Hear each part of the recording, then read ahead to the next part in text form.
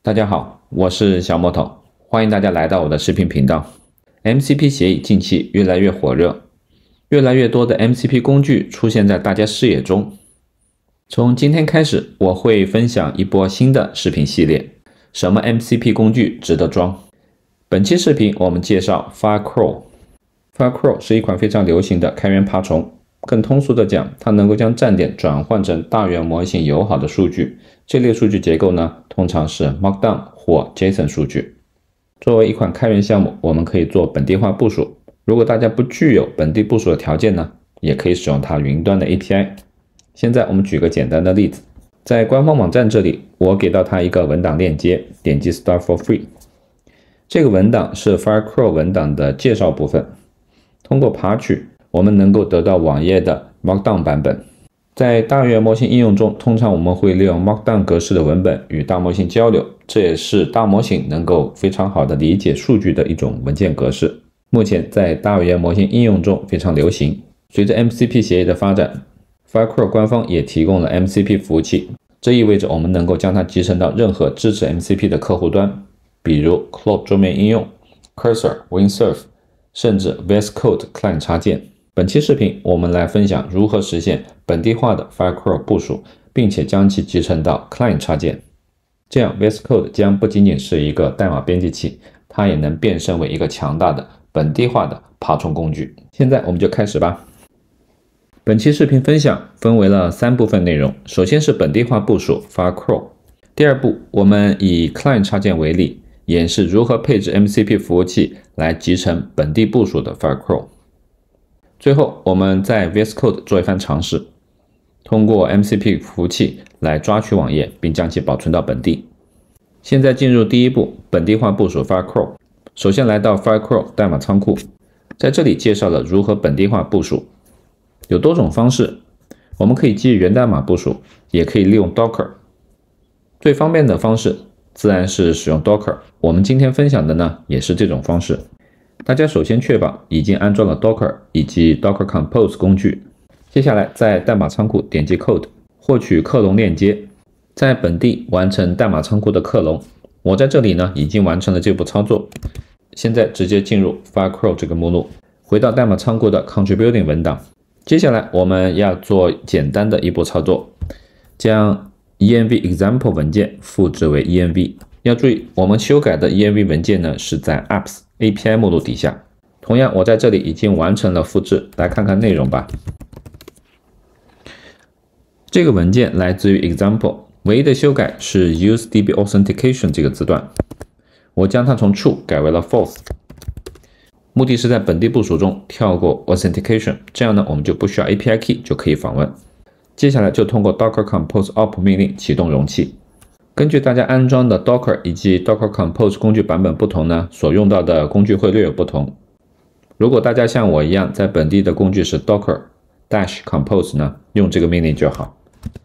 op 初次启动的时候可能会略有些慢，时间主要花在了容器的镜像准备上。现在就已经完成了启动。接下来我们通过一个简单的 curl 命令来验证是否正常工作。回到文档这里，我们复制一个命令。这个 curl 命令是尝试去爬取一个站点，它做的是 curl 这么一个操作。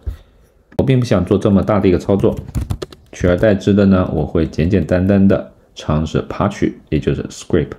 来看看它的工作情况吧。这样它就完成了内容的爬取。关于内容的细节呢，咱们在这里就不比对了，至少保证了在本地部署 Firecrawl 是正常工作的。第二步，在 Client 插件配置 MCP Firecrawl。现在来到 VS Code， 目前分享的是 Client 插件的 MCP 配置文件。我们在插件栏打开 Client， 目前打开正好是 MCP 服务器的 Marketplace， 也就是服务器市场，可以输入关键字 Firecrawl。我们现在安装一下。首先 Client 插件期望读取 MCP 配置，接下来为 MCP 服务器创建一个目录。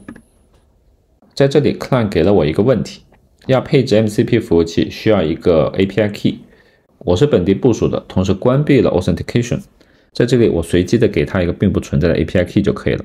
接下来安装 Firecrawl MCP 服务器的 npm 包，运行一下命令，最后它会帮我更新 MCP 服务器的配置文件，保存，这样就完成了配置。在右下角大家应该能看到 MCP 服务器正在更新，完成刷新 Client 插件就可以开始使用 Firecrawl 的工具了。现在呢 Client 还会去做一些工具调用，确保服务器正常工作。我们在这里呢先拒绝掉，跳过这部分。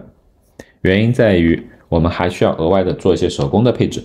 在右侧的配置文件当中，环境变量 API Key 是可以不要的，因为我们在本地并没有开启 Authentication。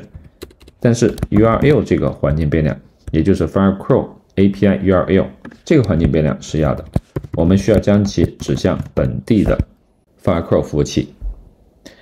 配置完成，最后我们来做一番测试，看看是否能够成功的在 VS Code 利用 Client 插件来抓取网页，并且将其保存到本地。恰好今天 Mistral 发布了最新的 OCR 模型，我期望能够将这篇网页保存下来。